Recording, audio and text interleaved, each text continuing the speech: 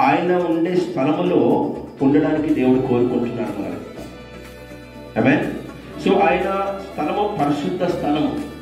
ఆ స్థలంలో ఉండాలంటే నీవు నేను పరిశుద్ధంగా జీవించాలి, పరిశుద్ధత కలిగి ఉండాలి, నీతి కార్యాలు చేయాలి, నిజము పలకాలి, ఒకరికి మేలు చేయాలి, ఒకరికి మేలుకరంగా ఉండాలి.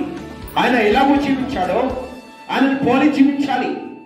ఆయన స్వభావం, ఆయన గుణ లక్షణాలు కలిగి మనము ఆ పోలికలను జీవించాలి. ఆయన గుణ లక్షణాలు కలిగి మనం జీవించాలి. ఈ లోకంలో నిందలు మోపడం మానివేయండి, వారి మీద వీళ్ళు సాకులు చెప్పడం మానివేయండి, కొండలు చెప్పడం మానివేయండి. దానివల్ల నీ దీవెన కోల్పోతావు, నీ కుటుంబం దీవెన కోల్పోతావు.